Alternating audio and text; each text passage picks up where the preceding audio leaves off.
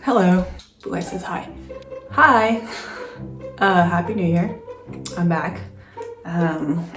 You might be wondering why I stopped making videos a few years back. I just kind of disappeared off of the YouTube scene. I'll just be really honest and blunt.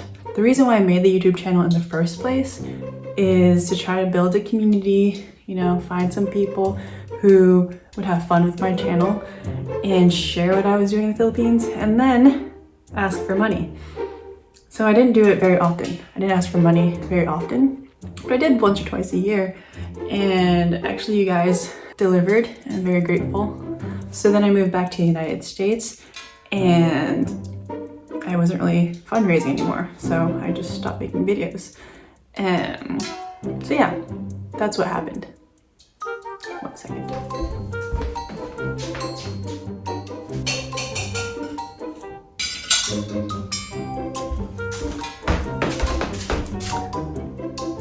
I still eat Filipino food.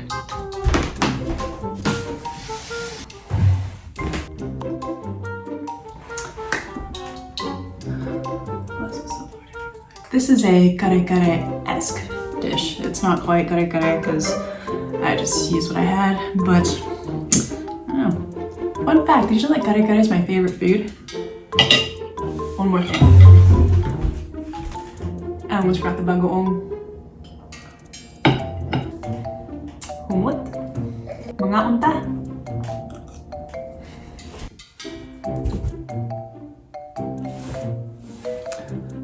The struggle.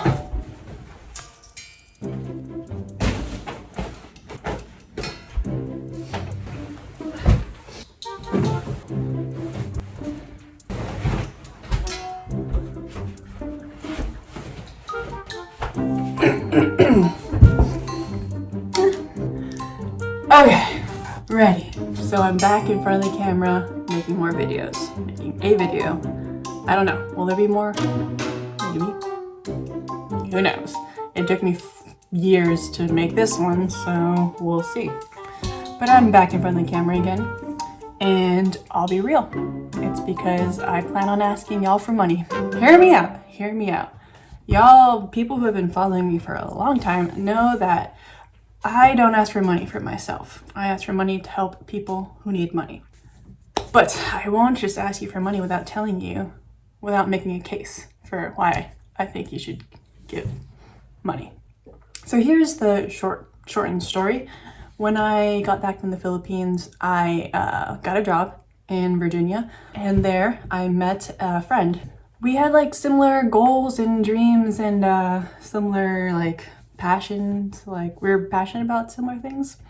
And long story short, we quit our jobs and started this nonprofit organization. Right, so we all know that youth spend a ridiculous amount of time in front of screens. Actually, not just youth, all people, but youth are in their developmental years, so this affects youth probably much more than it affects adults. I don't know.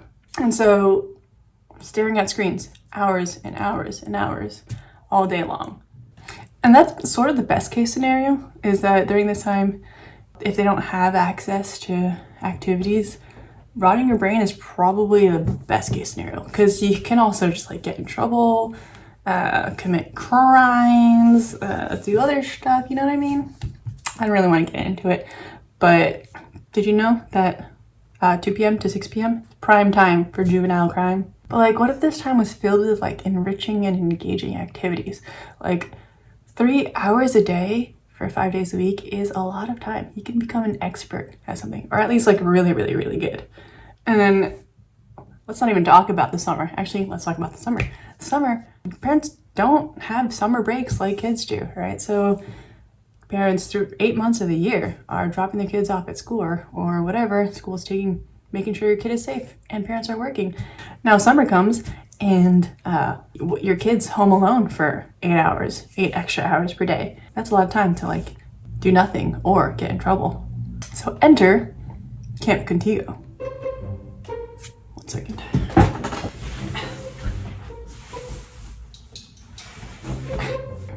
I want you guys to see the logo the whole time. My underneath sweater's bunching. We're good. All right, enter Camp Contigo. So my business partner slash roommate slash friend, Mariah. Her name is Mariah. We started this youth club, Contigo Youth Club, and the mission is to empower youth to thrive.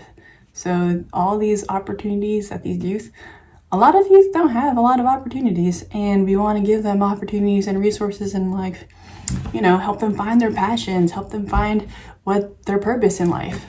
So we started with a summer camp, and we launched Camp Contigo June 20th, 2022, and we welcomed 64 kids. We split them up into 4 age groups from 1st grade to 9th grade. Actually, 5 age groups if you count the summer interns who were like 10th grade and up. So we welcomed 64 kids for up to 50 hours a week, maybe a little bit more. But we were with these kids 10 hours a day from 7:30 in the morning to 5:30 in the afternoon, and then clean up. So basically, when you think about it, we're with these kids longer than school teachers are with kids. But anyway, so each age group had 4 programs a day and 5 days a week. So that's 20 programs per age group. So we're running 80 programs per week. What were the programs, might you ask? Good question, I'll tell you. We had fun and enriching programs like sports. We had basketball, soccer, ultimate frisbee, track. We had arts like painting, crafts, drama club, creative writing.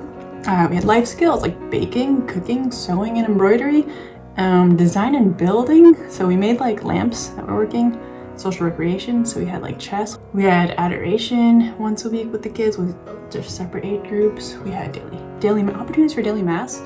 Monday through Friday were optional.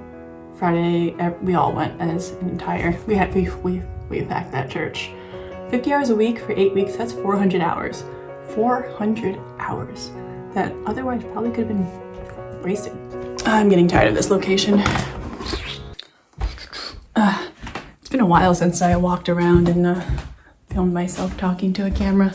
I actually don't like this feeling. It's actually kind of weird, but I don't know. It's warm out. Ooh, it's a little chilly. Let's see if people will stare at me for talking to a camera like I'm some sort of vlogger. Summer eventually ended, as it does, and a bunch of kids still had nothing to do after school from the hours of 2 p.m. to around 6:30 p.m. So, enter Contigo Youth Club. I don't have enough. Oh, what I should have done is I should have put on my other shirt for the first part, and then put this one because I had a summer shirt, but it was cold, so I didn't think to wear it. So anyway, we pivoted to the after-school program, which is basically the same thing as summer camp, but shorter. So instead of 4 programs a day, we do 1 program, but we still get social time, snack time, playing outside, exercise time, a program, and then homework time. So we pack all these things into about 3 hours from 3 o'clock to 6:30. All right, it's a little too chilly to be out here. We've been doing Contigo for about 6 months now, and we saw that there are still needs that are not being met. So basically, traditional school, Catholic school, public school, serve hundreds, thousands of kids, and the schedules are catered to fit most of those kids, to try to fit most of those kids, but not every kid can thrive in that type of environment, and that's okay. But these are kids that are, if they don't have a alternative or whatever, they fall through the cracks. In the communities that we serve, a lot of these parents probably don't even know that homeschooling is an option, and if they do, maybe they wouldn't know where to start, how to get started. Also, we found that homeschooling wasn't really working for a lot of people either. I mean, it's a huge responsibility on parents' shoulders, which normally parents give to the school systems. It's not as easy as it looks, or as they thought maybe. So enter Contigo Study Center. So basically what the Contigo Study Center is, it's a place, which is the place where we hold Contigo, where we can support families that homeschool their children by giving them the space, the resources, tutors to help them be homeschooled. If a parent wants to try homeschooling for the kid, we'll help them get started. We'll find the curriculum for them, help them get registered. A lot of our parents, English isn't their first language, so this technical paperwork is difficult for them. We just want to make sure that an alternate way to educate kids is available to those who are falling through the cracks.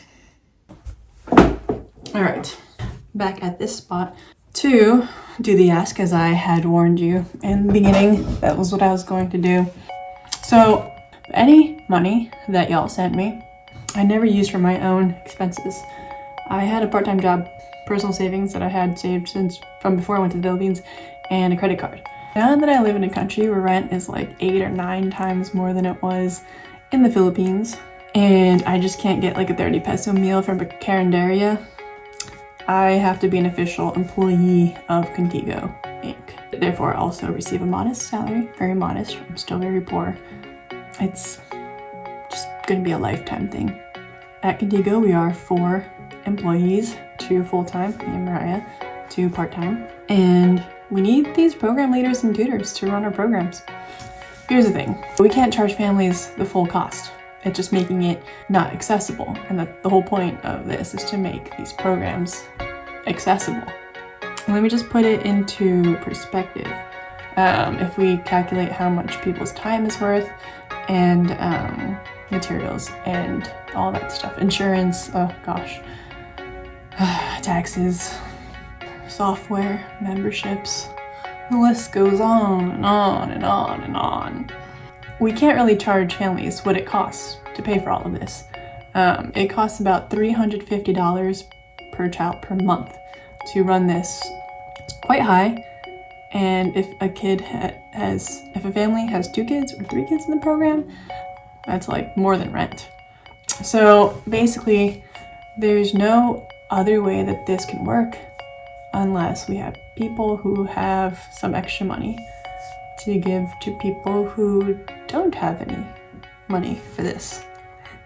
So I'm asking those of you who have a little bit extra money at the end of the month to make a donation. If you can, I ask that it be monthly. For sustainability, our goal is to get 200 people to donate $100 per month. If we get 200 people to donate $100 per month, that we will have our dream budget, and we can expand quickly and do a lot. Right now, we have like 40. But if you can't do 100 and you can do 20 a month, that's also huge. Like, you can easily spend $30 going out to eat with a drink, a main course, and a little dessert, and you can easily spend $30. Will you donate that one meal experience per month to help out the organization, to help out the kids who are falling through the cracks? Did I also mention we're a 501c3 organization, which means that your donation is 100% tax deductible if you don't receive anything in return, like any goods.